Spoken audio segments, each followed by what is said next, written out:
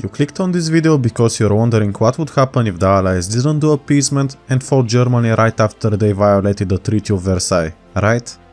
But if you don't know what appeasement is, this is a policy used by France in the United Kingdom, which aims to make political, material or territorial concessions to an aggressive power to avoid conflict. What will happen to Germany and Europe in this scenario, if the Second World War starts earlier? Keep watching and I bet you won't expect what happens in the end. Let us explore the multiple ways the Treaty of Versailles was violated, and I bet you will learn something new, as I will share some interesting information. The Treaty of Versailles is a peace treaty that put an end to the First World War for Germany. Most people think that Germany first violated the treaty when they remilitarized the Rhineland. In reality, this is not the case. This is just one of the most famous and bigger cases in which Germany did it. Hitler said in his book, Mein Kampf, in 1924, that he wants to abolish the Treaty of Versailles. He first violated the treaty 10 years later, in 1934, when he built up his army over what was allowed. The treaty that put an end to World War I clearly stated that Germany should not have any tanks, planes, heavy artillery, and German vessels are limited to 100,000 tons. The most important point is that the army personnel was limited to 100,000 soldiers. At first, Germany broke the treaty's terms by building up their army in secret. The next year, in 1935, they openly held a huge rearmament rally, which France and Britain didn't protest. France and Britain didn't protest this, despite it being their right to do so. Interesting thing that I want to mention is that Germany before the start of the Second World War had 95 warships, 8,250 airplanes, and an army size of 1 million men. This is quite a bit more than the 100,000 soldiers and 0 airplanes, the limit put on Germany. The Allies had at any point in time the right to intervene and stop this madness. Instead, they decided to appease Germany, giving them what they want, so peace can be preserved in Europe. Germany took the Saarland, which was administered by France before that. Here, the treaty was yet again violated, and France could have protested this and moved their soldiers to occupy the Saarland. The Germans most likely wouldn't be able to oppose this, as they were not allowed to put any troops on the Rhineland. This however didn't happen, and France backed down and allowed the Germans to have the Saarland. The next year, the funny mustache man moved his troops into the Rhineland, which I already mentioned was declared by the treaty to be a demilitarized zone. 22,000 German soldiers stepped foot in the region, disobeying the treaty. France and Britain could have intervened and put an end to this, but again, they decided to sit idle. In 1938, Austria had a not-so-democratic vote, where they voted to join Germany, with 99% of Austrians voted yes to Anschluss. This was clearly not allowed by the Treaty of Versailles, as merging the two nations was prohibited. I bet that you didn't know that a Nazi attempt at annexation of Austria was tried and failed in 1934, 4 years earlier than in our timeline.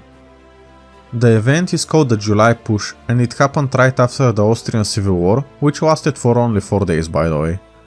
Believe it or not, the annexation of Austria by Germany failed because of Italy, who guaranteed the independence of Austria, but this is outside the scope of this video.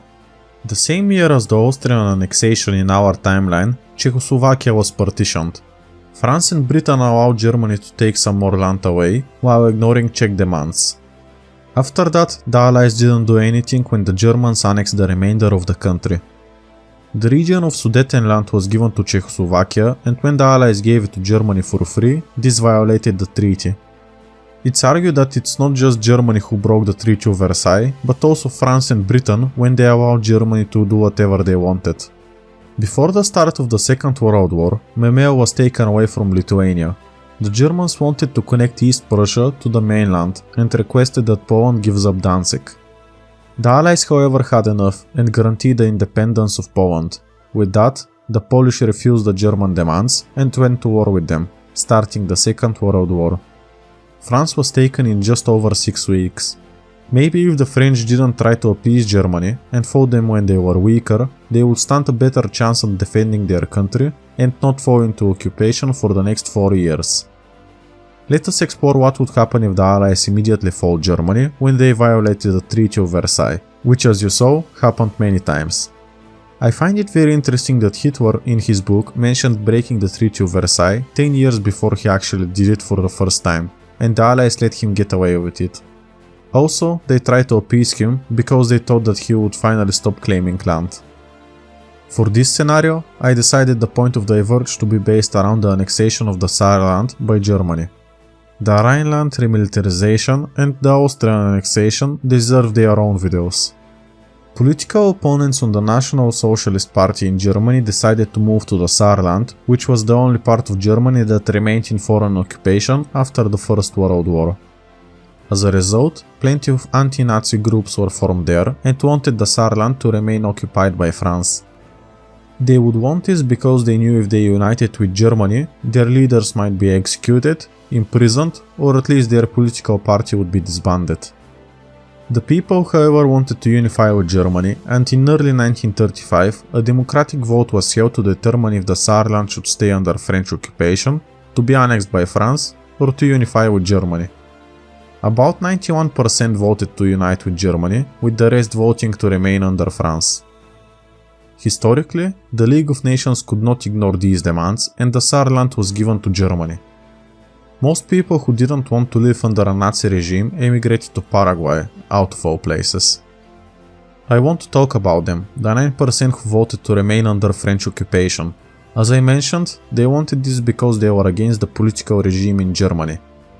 France will gain a lot if they support these groups of people, so in this timeline, France would invest into portraying the Nazi regime as evil.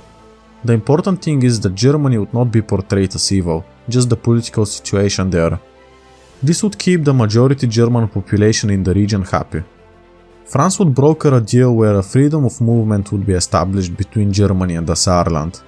This, however, won't stop the people calling for a democratic vote. In this alternative timeline, with France investing in anti-Nazi political parties, the vote would be way closer. 53% would vote to join Germany, with the rest choosing to remain under French occupation or French annexation. This would become a political nightmare, as the people would demand to rejoin Germany, as this vote had the majority. The anti-Nazi groups would fight back, calling the vote illegitimate. They would blame the odds on the Freedom of Movement Act, which was established by France a while ago, stating that the Germans came over the border and convinced the people to vote for a unification. After days of a solution not being made, a civil war would erupt in the Saarland, with France and Germany supporting different sides. Germany would host an army parade in Frankfurt to show off their strength, but this would backfire for them. This would convince France that the Germans are trying to break the Treaty of Versailles and that the German expansion must stop. France would give an ultimatum to Germany for them to reduce their army size to 100,000 soldiers. The Germans at the time had around 350,000 soldiers, way more than what was allowed. The United Kingdom and the League of Nations would support France, approving of a war against Germany, stating that the treaty must be obeyed. Historically, on September the 10th, up until 16th, 1935, in the city of Nuremberg was held a congress called the Rally of Freedom, which aimed to reintroduce military service and to liberate Germany from the Treaty of Versailles. In this alternate timeline, this congress could be held way sooner. The Saarland civil war would still be ongoing when the Germans would announce their ambitions for mandatory military conscription and the abolishment of the treaty. France would officially declare war on Germany right after that. France had fortified their border against Germany, making it nearly impossible for the Germans to push. On the other hand, however, the Saarland was vulnerable for both sides. I couldn't find how much the French army numbered, so I asked ChatGPT.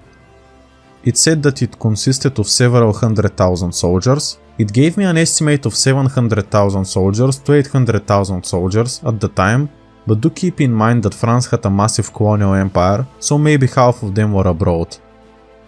In the end, France and Germany would have the same number of soldiers in Europe. Germany's army wasn't that well equipped, however. This is because Germany was increasing their army size in secret. I assume that only half of the German army would have enough equipment so they can operate efficiently. France would be supported by the United Kingdom and, believe it or not, Italy. The Italians had good relations with the Allies before 1936, when Italy chose to attack Abyssinia, now known as Ethiopia.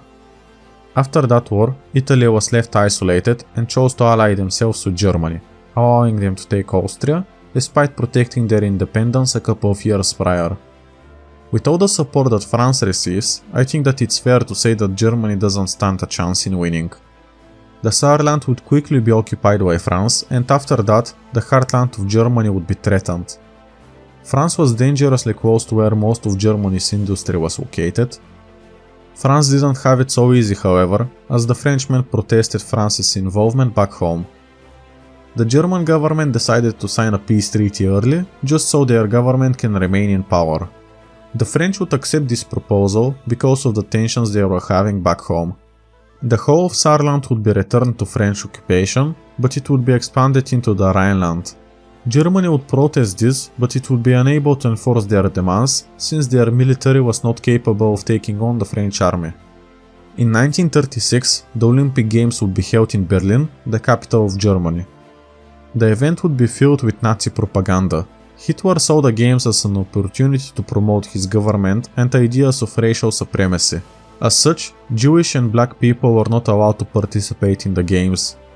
Germany unsurprisingly ended up winning the Olympic Games, having twice the medals of the nation in second place, which was the United States.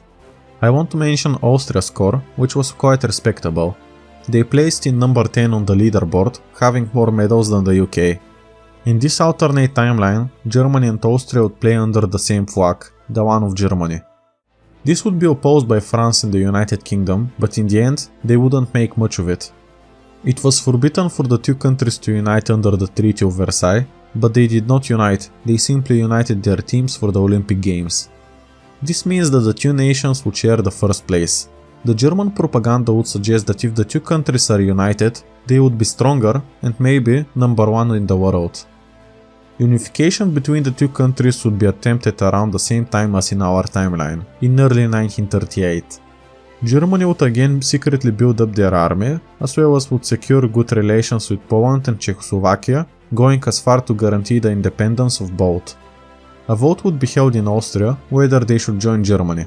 Similarly to what happened in our timeline, the vote would be heavily manipulated and the two nations would merge. France would again protest this decision and threaten with war, stating that this is a clear violation of the Treaty of Versailles and calling for an end to the Nazi regime. Italy would be furious that they had lost control over Austria, so they would support France in their war against Germany. In return, Italy would get a protectorate over Austria. Hungary's army was limited due to the Treaty of Trianon, but in this timeline, they would be allowed by the Italians to remilitarize, together with them forming the Pact of Rome. Hungary, however, would refuse to join the war. The Germans would have a hard time, once again having a smaller army than the enemy. Even what they had in the field was ill-equipped and was not ready for a full-scale war. The Saarland would be declared as the provisional government of Germany, and any land that France takes would be transferred to the Saarland. In case of French victory, this would make the Saarland the legitimate heir to Germany instead of France. The front would stagnate in Austria due to the massive Alps splitting Austria and Italy. The Italians would move to the French border, where they would successfully attack and take city after city. After the Germans were pushed to the Rhine, the conflict would escalate for them. While the war was ongoing, in the east of Germany, a faction would split off and declare themselves as the heir to all German lands. This was done because if the Saarland takes all of Germany, there is still a French protectorate, which would give France all of Germany. This new faction consisted of communists and socialists. The Socialist German Republic was founded and they declared war on Nazi Germany. The USSR heavily supported the new country, giving them equipment and sending volunteers. Poland also supported them by allowing them to move from East Prussia to mainland Germany. You might argue that Poland allowing the communists to encircle them is a bad idea, but what would be the alternative?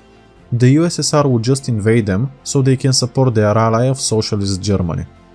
Poland didn't really have a choice, for now they get to live for another day. Nazi Germany would be destroyed from both sides. In the end, Italy would get a protectorate over Austria and be done with this mess. The French-supported government and the Socialist German Republic would split Germany in half. This would be done as they couldn't agree on who should control all of Germany. Other than that, Europe was more peaceful than usual in the 1940s. This would have several implications on the continent. In the Spanish Civil War, the nationalists would be victorious and would ally themselves with Italy, Austria and Hungary. Albania would be annexed by Italy and in turn join the Pact of Rome. Yugoslavia is starting to look encircled, a war is possible where Bulgaria also joins on the side of Italy. I can expand further on the Balkan front in a follow-up video if you guys want one. A war between France and the USSR as to who controls Germany is likely to occur. Let me know in the comments if I should create this scenario. Speaking of France, I suggest that you take a look at this video where Monaco forms France in 1871. I bet that you will be very pleasantly surprised. Thank you for watching and have a nice day.